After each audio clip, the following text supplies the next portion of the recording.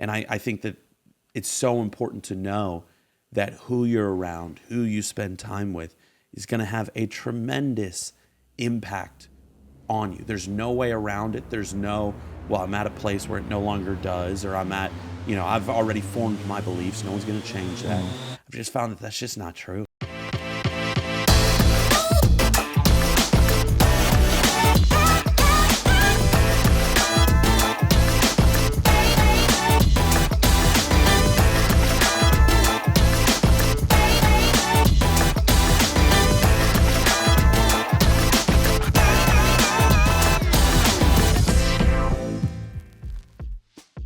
Hey guys, welcome to the Troy Gramling podcast. We had a huge celebration last week, and if you haven't caught our 100th celebration, whether you go back to the live stream and watch that, we had a big party, lots of giveaways, a lot of fun, or you catch the premiere of that 100th episode. It was really, really good. Enjoyed it, but we are on to the new year. This is February, and it's a big month. You know why this is a big month, Carson? It's your birthday month. It will be my birthday. Not only my birthday, but your mother's birthday.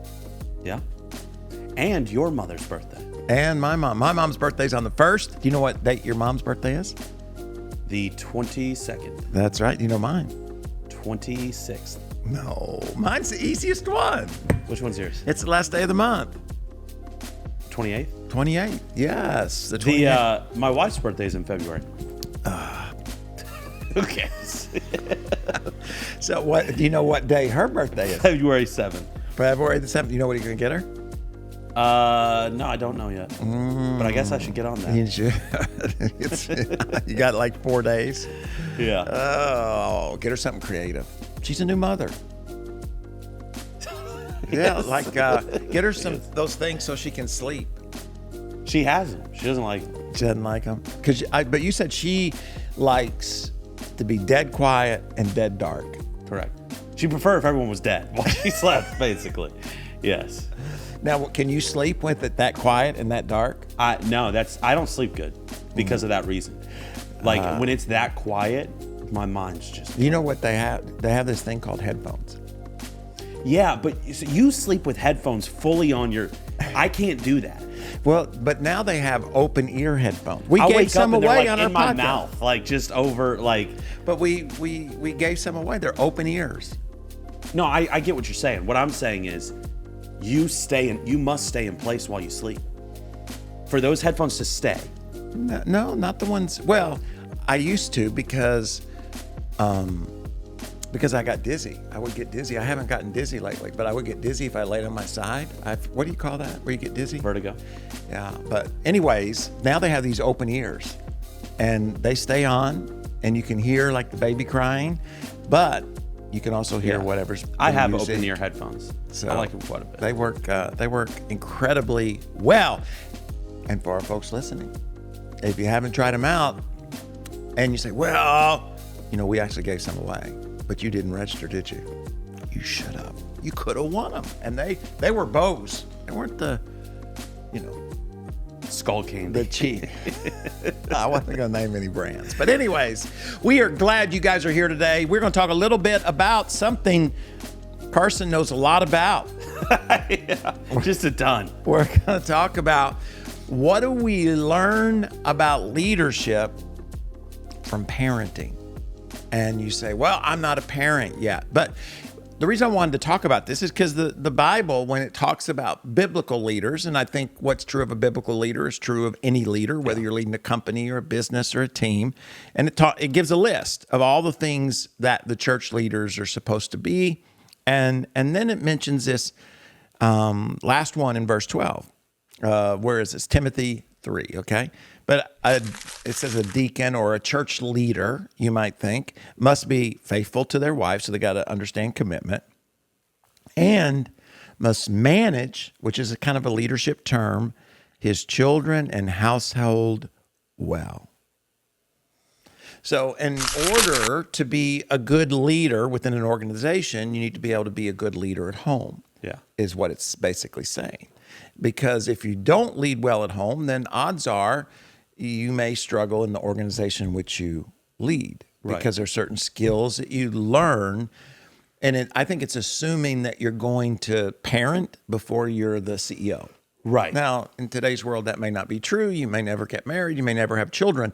But some of those skills that parents use, this is hard to believe, but so does Elon Musk, or so does presidents and CEOs, Right. and all these kind of people. So I wanted to talk about those. I listed a few, and I thought we would see, what ones you might have come up with in your. How long have you been a parent now? It's been a while. I think about 3 weeks. No, it's 3 weeks and a couple days. February, the first week of February. Yeah, 2 months. 5 weeks, 6 weeks, something like that. I guess, yeah. I mean, that's a big difference.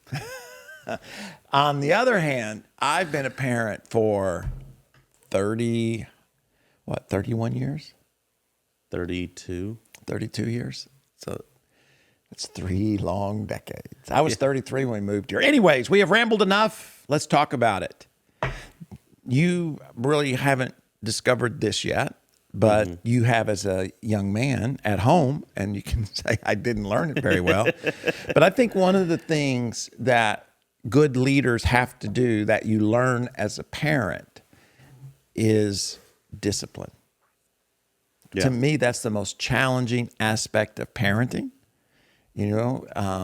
because, and it's just like in leadership, right? I can look over here and I can see, let's say, something not being done well. Maybe something's not being executed well, maybe something's dirty, whatever it is. And then you have to choose whether you're going to respond to that. Yeah. And, there's a passage of scripture in Hebrews that talks about how, again, parenting, and it talks about how God disciplines us because he loves us, because good parents discipline their kids. But it also says nobody likes discipline while it's happening. Yeah. And I think that is so true, that we don't. It's hard to discipline because nobody likes discipline. Right. Absolutely. Yeah. No, it's, it's interesting with Silas being so young. I've already started to think about okay, because before you have kids, in your mind, you're like, oh man, I'm going to have no problem. It's going to be easy. And then you're looking at them and you're just like, oh man, it'd be hard to be upset with them, The benefit that I believe I have is, I work in the next gen ministries, and so work with teenagers and young adults, and kind of get to see some of those kids who were not disciplined and how much they struggle to learn discipline when they're out in the world, making their own decisions. Great parents, not bad people, not bad intentions, but just that lack of discipline now. Oh, you mix that with a immense amount of freedom that you get as you get older, and it's just not a good combo.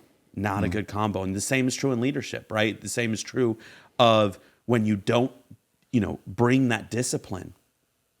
They may progress in leadership, and, they might do certain things well, whatever it may be, and they might progress in leadership, but without that discipline, and now they have this, more responsibility, and it just doesn't end well. It can cause them to hurt other people that wouldn't have had to have happened had that discipline have been brought in. But as you said, it's not easy and not fun either. No, you have to realize, again, the idea, whether it's at home or whether it's, in your business or your organization, the goal is not to discipline or challenge somebody because of your own anger, your own frustration.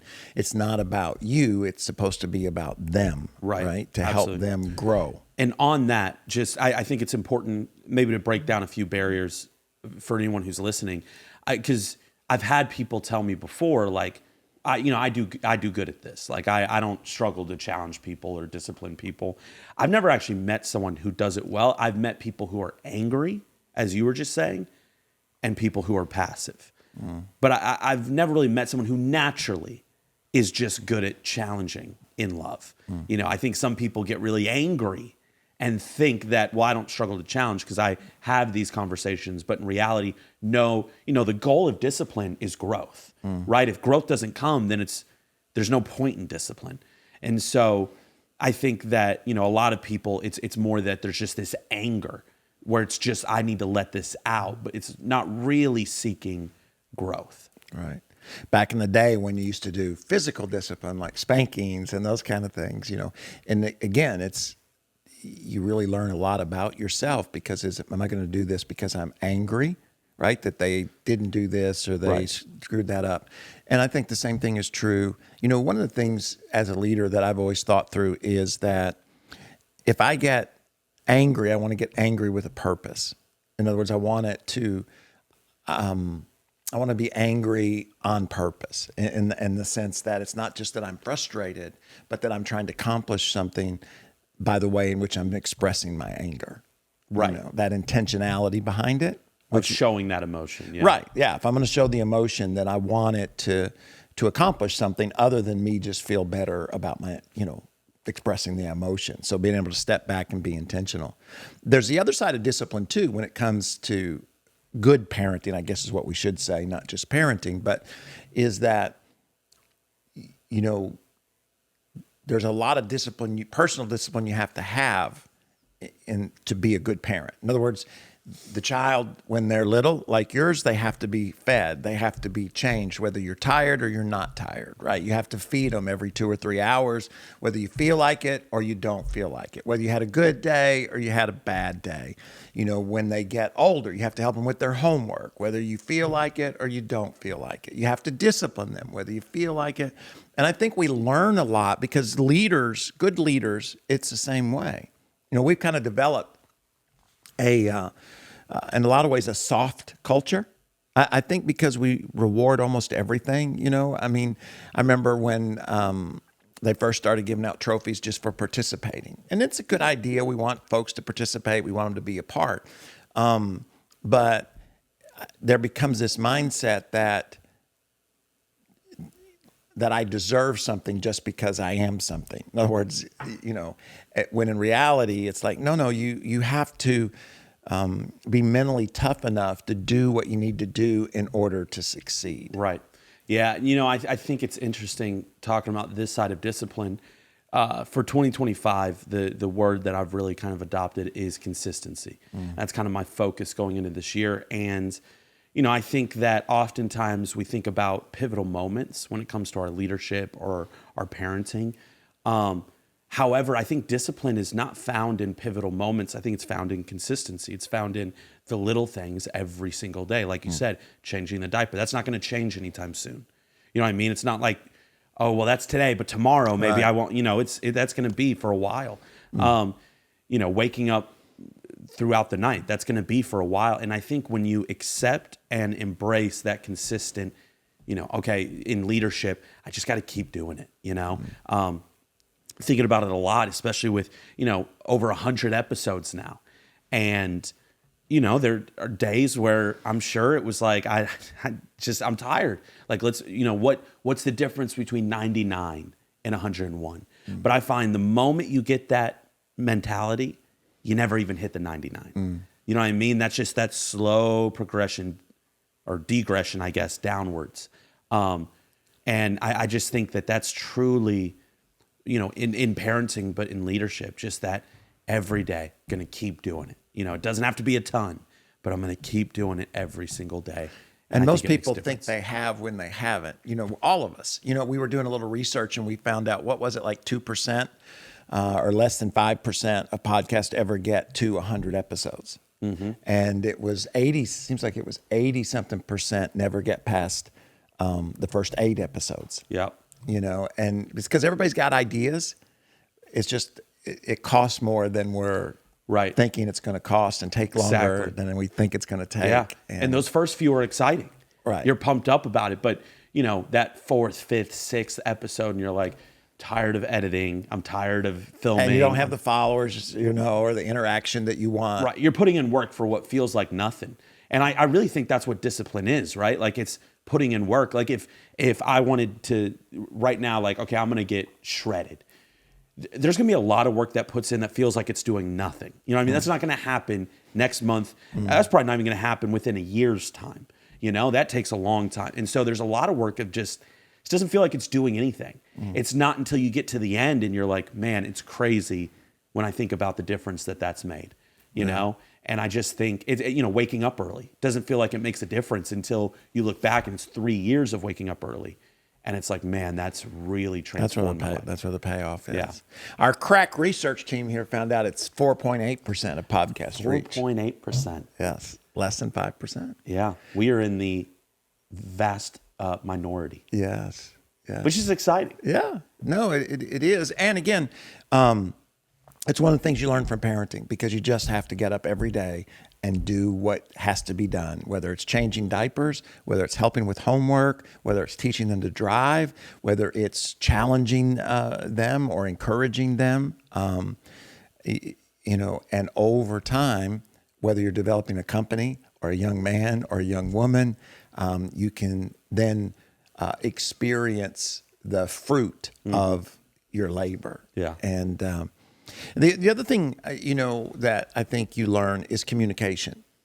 A good parent learns to communicate, because there's a lot you have to communicate. You're not just communicating what you're supposed to do and what you're not supposed to do, but you're developing a relationship.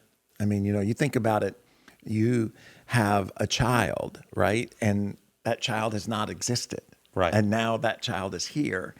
And you've got to develop a father and son relationship, and you're starting at zero. I mean, you have the blood, but that's not emotional. That's just physical. And so I think you learn a lot along the way of what it takes to actually communicate. Right. Absolutely. Well, the one thing that, there's not a whole lot of communication. Main communication is Jess and I communicating of how we're going to parent in certain ways. The communication with the child is starting, but obviously, he's not understanding much. No, but he's communicating with you. And you understand when he cries. You guys jump. But on that token, I think that there's an aspect that is interesting of I have to adopt to the way he communicates. I can't talk to him as if he's 18 years old. And I think in leadership, it's the same way. What you often see the best leaders do is how do I need to communicate to impact this person? Because it's different than the other person. And I think that, everyone's got their different communication styles. However, all that has to be adaptable to the person or the group that you're communicating to. When I get up and communicate to my leaders versus to the students, it's very different.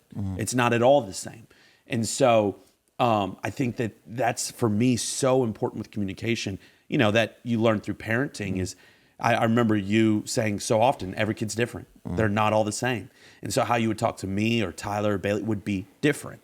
And I think in the same way, leadership works that way. There are people that you can mess around with and you can joke around with, and that brings a closeness. There are people you can't, and that's just not, and you can get frustrated by that and say, well, that's their problem. And you could very well be right about that. However, that could still be someone who could be hugely beneficial to the organization or company or whatever it may be, that it now isn't because they didn't connect with your communication. Yeah, and it changes, over time. Same person changes over time. If you think about it as a child, right now, most of the communication is happening. Your child cries when it's hungry. Silas cries when he needs to be changed, and you communicate security. You change him, you hold him, right. Not so much through your words, but through a physical touch. Well, the older he gets, right, that's going to change. You're not going to show that to a 13-year-old in the same way. Silas going to be like, Dad, that's not going to happen. And also when they're young, you can speak directly. Don't do that. Don't do this. You can say, sit down and we're going to have a talk. And they'll often listen. And I noticed as kids get older, then you kind of are on their time schedule. You can have them sit down and talk to them, but they may not listen. Right. But there are seasons when they will listen. And like you were saying, I think as a leader, it's kind of the same way. Not only is every person different, but every person is in a different season of their life. Right. And in difference, you know, when you're first learning something, you first come to a job, everybody's excited and it's like, hey, let me sit down and talk to you. Here's the way we do this. And that's, you know, and then if they've been there for 10 years and you try to, that's like, hi, I've been here for 10, you know, who are you, you know? And so it's really important to not only know that every person is communicated to differently, but the season of life in which they're going through determines how you will communicate. Again, if you want to be effective. Right. I mean, you're the leader. You can do whatever you want to do, but that doesn't mean you'll necessarily be effective. And that's hard work, you know, so you don't always feel like, you know, doing what, speaking in a way that's effective for them. Sometimes you just want to, you know, you just want to speak the way you want to speak. Absolutely. Yeah, no, that is the challenge. And it goes back to that discipline of just, I'm going to continue to work on my communication. I'm going to continue to try and connect with these people. And, you know, if it's not connecting, I'm not going to jump to it's them. I'm going to always say it's me and, you know, work on that. And it is tiring, just as parenting is. You know, the other thing that I jotted down as I thought about what do you learn about leadership, that all leaders need to learn whether they're a parent or not. Parenting just allows you another field or another opportunity to learn those things. But that is the impact of outside relationships. Yeah. Nobody thinks they're impacted by other people. Oh, you know, I'm my own person, you know, that's not going to impact me. Oh, man. But you learn. Let me tell you, young people above everyone believes that they are not impacted by outside relationships. And then, you know, if you, again, as a parent, you see it. I remember your brother, your older brother, Tyler, was always quiet. Tyler was the kind of child growing up that you could take to the movie. He just sit in your lap. Then he went to school. And, you know, he became a wild man. And so that environment, not necessarily those kids, but that environment impacted the way he lived out his life, the way he reacted. Absolutely. And I think as a leader, you know, you're always leading people who, it's easy for all of us, like you said, especially young people, but even as we're older to think, you know what, that person, I know they're negative about the company or they're negative about the church or they don't like this leader, but that's not going to impact me. But what I've seen, you know, over the years is it impacts everybody. We're only human. And if I'm around folks who are, because life is hard and life is not fair. And no matter what organization you're a part of, just like no matter what family you're a part of or what church you're a part of or what team that you're on, there's going to be some things happen that are not fair. Yeah. And there's going to be some things that happen that may be even unjust, you know, sad or whatever. And if I've filled my mind with the negativity of others, when those things happen, that's what I tend to go back to. Absolutely. You know, and it's interesting thinking about parenting. Like when a child is young, it's widely accepted that you monitor what they watch, what they listen to, what, you know, all that. There's always stuff on the news about parents being upset with what the schools are teaching. And for some reason, we hit an age where we think that that's not the case anymore. That like, oh, I can be around this stuff and it not impact me. And I never felt that to be the case in my life. Like I know that if I start, you know, like you said, if you're around people who are frustrated with where they're at in life, if you're around people who are, you know, feel like they've been mistreated, it spreads, you know. It's that idea, like people talk about victim mentality and how that spreads into, you know, into a group.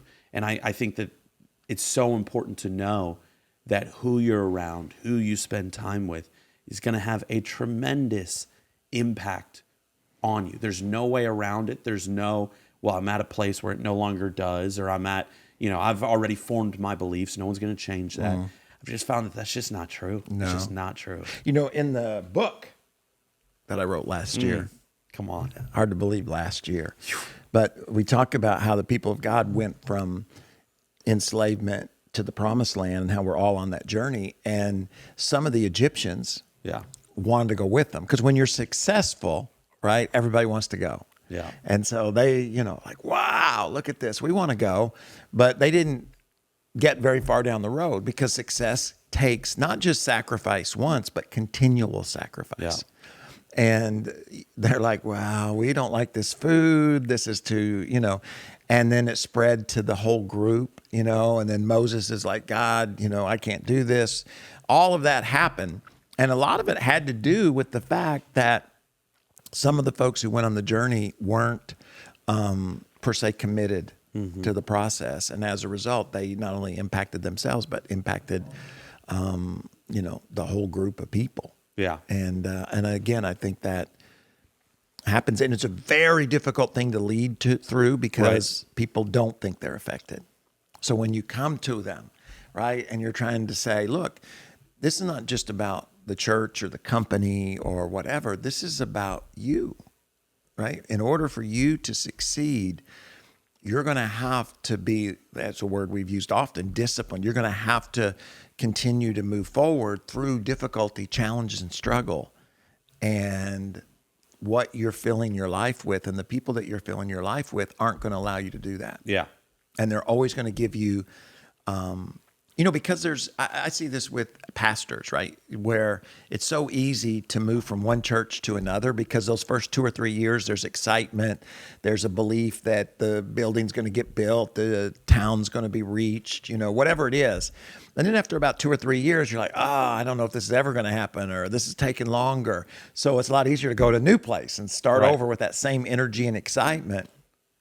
And if you aren't careful as a pastor leader, right, and you hang out with those folks, then you can start to think that same way. Yeah. As opposed to thinking, no, I'm gonna fight through this, or I'm gonna be disciplined through this. And I just want to encourage all the folks that are listening, take a step back and ask yourself, who you do in life with. Absolutely. And I don't think, it's not necessarily just positive and negative.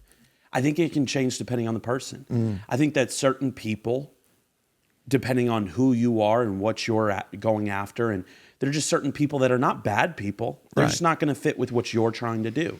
You know what I mean? They're not gonna mesh. For example, you have talked about how not that you've never been lazy or anything, but you've always kind of had a drive. So you could probably bring someone on the team who may struggle with laziness a little bit and feel like I can work them through this. I can attempt at least. Right.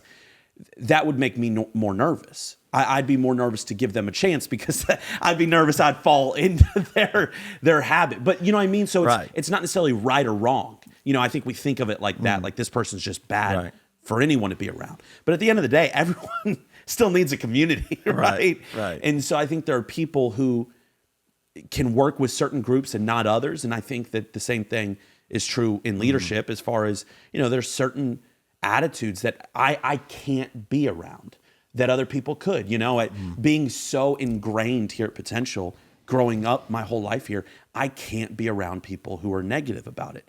Whereas someone else who hasn't been as ingrained could probably maybe, I don't want to say be around negativity, but could maybe handle it a little bit more because it's not as personal to them. Those people need to be helped and work through their negativity. So I think you really have to analyze it for yourself. What can you be around? What can you not be around? And of course, there are some non-negotiables that no one needs to be around, but I do think it changes. Some people just going in the wrong direction. But, and again, that's why, maturity is so important. And one of the things that parenting does is it forces you to grow up. Yep. It forces you to mature. That it does. It forces you to think beyond yourself. And that's what a good leader does. A good leader isn't always just thinking of themselves. Yeah, absolutely. Which is natural. You know what I mean? We naturally just think of ourselves. So, when you become a parent, all of a sudden now you've got this amazing responsibility that comes with joy, comes with sadness, comes with difficulty. And that's what every leadership role does. It really does transform. I think the biggest thing that parenting has done, which, will hopefully transfer to my leadership as well, is when you don't have a kid, your thought is, what am I struggling with?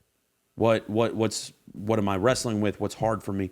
The moment you have a kid, it's no longer that first thought. It's what are they struggling with? What are they wrestling with? Why are they uncomfortable? Why aren't they, it's no longer about just me not sleeping. It's about why aren't they sleeping? And I think that that's so important in leadership to have that change, of maturity, of where it's no longer, man, well, I'm struggling with this. I'm struggling with that. It's that shift of, what is my team struggling with? What are they going through? I remember having a boss who told me, I'm tired too. I just don't talk about it. And that idea that like, yeah, like it's not like there's this change where you hit a point in your life where you're no longer tired. You just don't talk about it. It's not something that you express. It's not something you vocalize. And I think that's ultimately, to me, all I can chalk that up to is maturity. That's right. Is just purely maturity. That's good. And that's our heart. Our heart is to partner with you so that you can reach your potential. I believe with all my heart that you were created for greatness, knit together in your mother's womb to do something of significance. And but in order to experience that, you need people in your life. One is too small a number for greatness, as is often said. And our heart, whether it's the books that we write, the podcast that we do, or the teachings that you can find at Potential Church on their YouTube and website and all of that, we just want to see you win. So don't forget, it'd be a big help to us because it's all about the algorithm, is to like, to subscribe, and to share. Maybe you know somebody who just needs a little encouragement to become a more effective leader, and you could share this podcast with them. We will be back once again next Thursday. Yeah. You going to come? I'll be here. I hope you will as well. Have a great week. God bless, and we'll see you next time on the Troy Gramling Podcast.